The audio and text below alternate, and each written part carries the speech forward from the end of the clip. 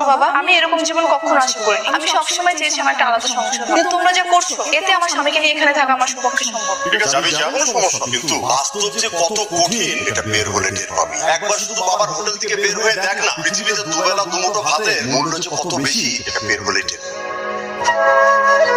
সবে তো শুনো, এখন আমরা দুজন মিলে যদি চাকরি করি, একটু কষ্ট করে থাকি, তাহলে আমাদের সংসারটা অনেক ভালোই চলবে। আমার তো কোনো সমস্যা না, আমি বলছি যে তারপরে যেখানে ইচ্ছে সেখানে থাকতে পারবো, কিন্তু তুমি থাকতে পারবে তো? তোমার কষ্ট হয়ে যাবে না? আর তুমি তো এই পরিবেশের সাথে অভ্যস্ত না, থাকতে পারবে তো? হ্যাঁ, সমস্যা নেই, আমি চেষ্টা করবো। আর তার চেয়ে বড় কথা, তোমাকে তো ছোট হয়ে থাকতে হবে, আমরা আত্মসম্মান নিয়ে বাঁচতে পারবো। তুমি যেখানে থাকবা আমি সবসময় তোমার ছায়া হয়ে থাকবো।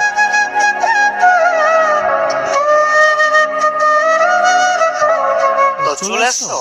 আমাকে একটা কল দিতে। বাজারে গেছো কেন? আমি তাহলে বাজারে যেতাম। সমস্যা নেই, আমি ভাবলাম অফিস ছুটি হয়ে গেছে, তাড়াতাড়ি বাজারটা করেই যাই। সরো। হ্যাঁ বাস, আমার অনেক কষ্ট হয়ে যাচ্ছে। আমাদের বাড়িতে তুমি কত ভালো ছিল। তোমাকে না কতবার বলছি বাসা